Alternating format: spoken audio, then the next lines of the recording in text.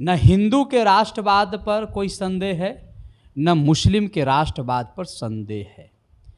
दुर्भाग्यवश हमारे देश के मस्तिष्क पर एक कलंक लग गया कि आज़ादी के बाद इस देश का बंटवारा धर्म के आधार पर हो गया, और यहीं से और इस गलती के लिए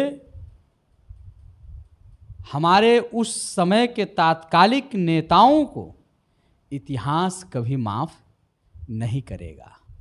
आम जो मुसलमान हैं, आम जो हिंदू हैं, वो सब में भाईचारा का भाव है कि जो मान, जो सम्मान, जो प्रतिष्ठा, जो अपनापन इस देश के मिट्टी में उनको मिला, वह शायद पाकिस्तान के मुसलमानों को नहीं मिला होगा। वहाँ की मिट्टी पाकिस्तान के मुसलमानों को उतना सम्मान, उतना महफूज महसूस नहीं करते होंगे जितना महफूज हमारे यहाँ के मुसलमान करते हैं। नमस्कार, मैं हूं अमन शांडिल्य। आज की जो हमारी परिचर्चा है वो बिहार के मुस्लिमों के सामाजिक, राजनैतिक, शैक्षणिक, आर्थिक सभी पहलुओं पर है। क्या बिहार के मुसलमान, जो अभी जातिगत जो सर्वे हुआ, कास्ट सर्वे हुआ, उसमें बिहार में मुस्लिमों की संख्या लगभग 18% दिखाई गई, जो बहुत बड़ी संख्या है अगर सारे मुस्लिमों को एक कर दिया जाए। हालांकि उसमें से 4-4.5% अगड़ी जाति के मुसलमान हैं, बाकी सब के सब पिछड़ी जाति के मुसलमान हैं। सच्चर कमेटी की रिपोर्ट में बताया गया था कि किस तरह से मुसलमान, जो पिछड़ी जाति के मुसलमान हैं, उनकी आर्थिक स्थिति कितनी खराब है और किस तरह से वो पिछड़ेपन का शिकार हैं। लेकिन भारत और बिहार की राजनीति या अन्य राज्यों की राजनीति में जहाँ तक मैं देखता हूँ, वो एक वोट बैंक बन करके रह गए हैं, इसके सिवा कुछ नहीं। बिहार की राजनीति में भी कुछ ऐसा ही है। तमाम मुद्दों पर हम बात करेंगे। हमारे साथ सामाजिक कार्यकर्ता और इन विषयों के अच्छे जानकार, अच्छी पकड़ रखने वाले और अपने बेबाक बातों से, अस्पष्ट बातों से हर चीज़, हर इस सामाजिक, आर्थिक, राजनीतिक जो भी बातें हैं उनको आपके सामने रखने में जो माहिर हैं वो हैं अभिषेक कौशिक जी, हमारे साथ हैं। अभिषेक जी, मैं आपको, चूँकि हमारे माध्यम से हमारे दर्शक, खास करके मुस्लिम दर्शक, इसको जानने का, सुनने का ज़रूर प्रयास करेंगे। मैं ये जानना चाह रहा हूँ कि बिहार की राजनीति में अभी जो कास्ट सर्वे हुआ, कास्ट सर्वे में 18% के आसपास मुस्लिम आबादी दिखाई गई, लेकिन 18% के हिसाब से उनकी भागीदारी सामाजिक तौर पर, आर्थिक तौर पर, राजनैतिक तौर पर, शैक्षणिक तौर पर अगर देखा जाए तो बिहार के मुसलमान कहाँ हैं। दूसरी बात कि शिक्षा जगत में शैक्षणिक स्थिति उनकी, उस पर अगर सर्वे कराया जाए या देखा जाए तो मुसलमान कहाँ मिलेंगे, कहाँ पर पाए जाएंगे, यानी उनका स्थान कहाँ होगा अन्य के रिस्पेक्ट में। ठीक है, तो इस मुद्दे पर आप हमारे दर्शकों को बताने का प्रयास कीजिए कि मुस्लिमों की स्थिति है क्या वास्तव में। देखिए, एक बात हम सबको समझ लेना चाहिए और मुस्लिम भाइयों को भी समझना चाहिए कि इस देश पर, इस देश के संसाधनों पर जितना हिंदुओं का अधिकार है, उतना ही अधिकार मुसलमानों का भी है। जितने कट्टर राष्ट्रवादी हिंदू हैं, उतना ही कट्टरवादी राष्ट्रवादी मुस्लिम भी हैं।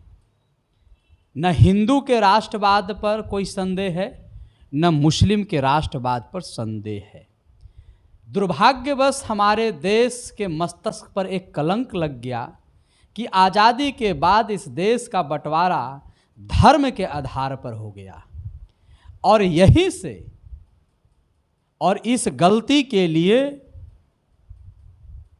हमारे उस समय के तात्कालिक नेताओं को इतिहास कभी माफ़ नहीं करेगा। आम जो मुसलमान हैं, आम जो हिंदू हैं, वो सब में भाईचारा का भाव है।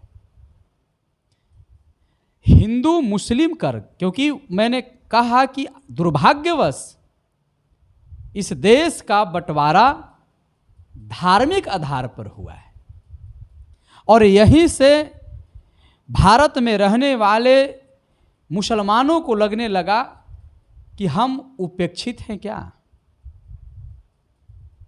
लेकिन जो मान, जो सम्मान, जो प्रतिष्ठा, जो अपनापन इस देश के मिट्टी में उनको मिला, वह शायद पाकिस्तान के मुसलमानों को नहीं मिला होगा। वहाँ की मिट्टी पाकिस्तान के मुसलमानों को उतना सम्मान, उतना महफूज महसूस नहीं करते होंगे जितना महफूज हमारे यहाँ के मुसलमान करते हैं।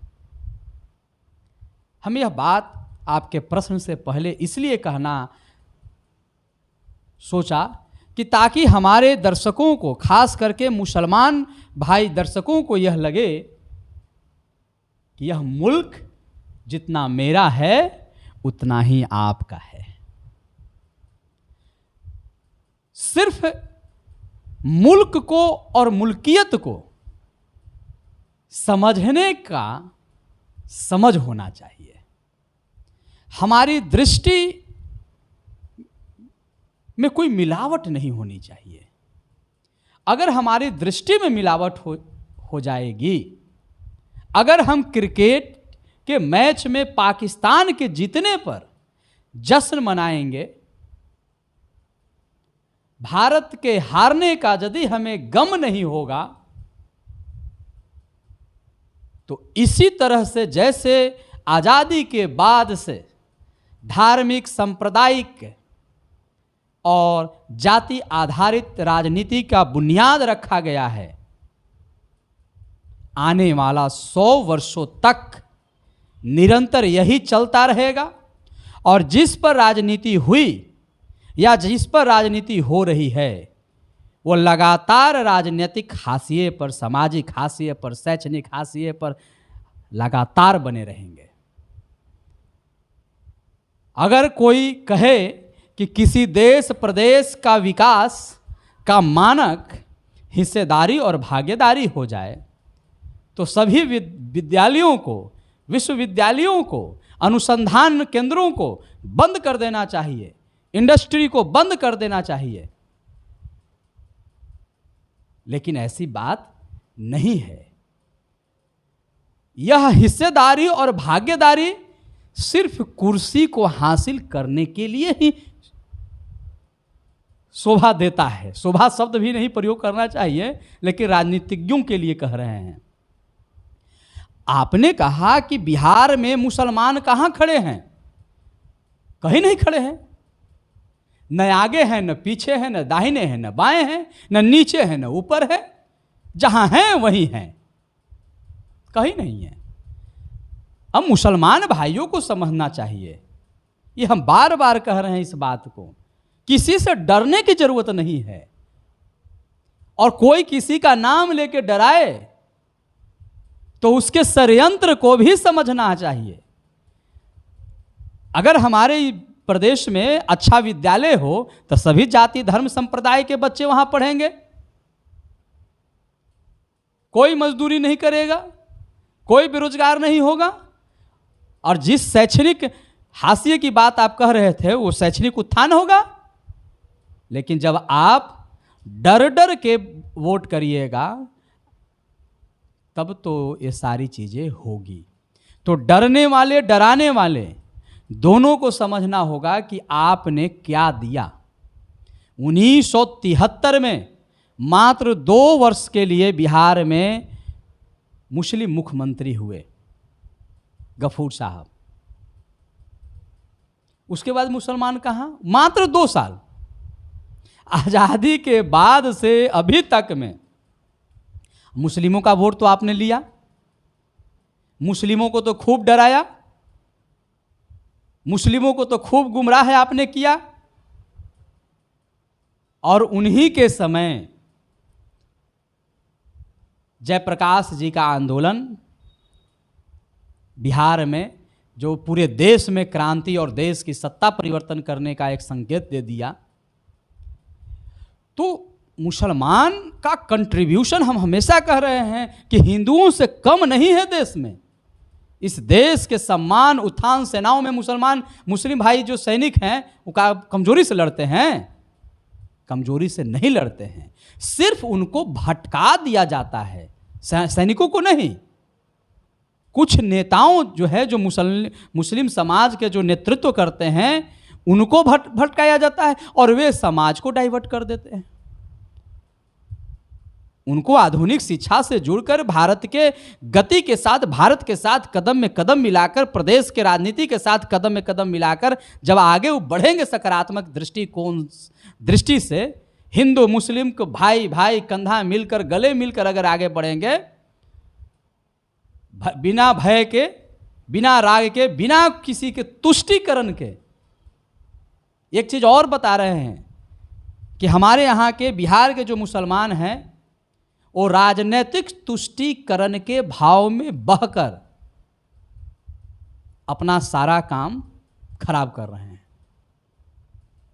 उनको डर लग रहा है, मस्जिद भी रहेगा और मंदिर भी रहेगा, उसकी अपनी अपनी अहमियत है, उसकी अपनी निजता है, लेकिन जब प्रदेश और देश और समाज की विकास की बात है तो आपको तो जज करना होगा, बच्चों को देखना होगा, अपने समुदाय कम्युनिटी को देखना होगा, गांव घर मोहल्ले को देखना होगा। तो उनका स्थिति यथावत है राजनीतिक रूप से बिहार में।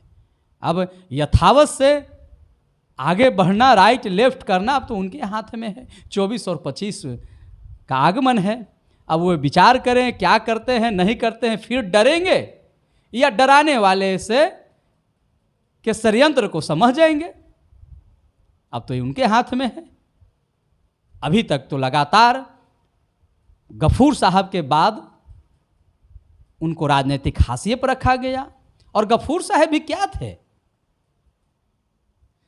देखिए, एक बात को समझिए कि मुसलमानों को, भारतीय मुसलमानों को थोड़ा बहुत जो कुछ भी बल अधिक मिला है, जो भी प्रश्रय मिला है, जो भी अपने आप को विस्तार करने का हक हकूमत जो मिला है, वो कांग्रेस ने ही दिया है, बाकी सब ने उनका वोट लिया। हम तो कह रहे हैं एक चीज और आज कह रहे हैं फिर कि रामविलास पासवान जी के साथ कई गो मुसलमान हैं, चिराग पासवान जी के साथ कई गो मुसलमान हैं। अरे कम से कम एक बार तो आवाज़ उठाए ना। कौशिक जी को, जो बिहार के मुसलमान और मतलब कि पूरे भारत के मुस्लिमों पर, खास चूँकि बिहार अभी चर्चा का केंद्र बना हुआ है, तो बिहार के मुसलमानों पर अपनी राय रख रहे थे और बहुत स्पष्टता से अच्छी जानकारी देते हुए उन्होंने अपनी बात कही।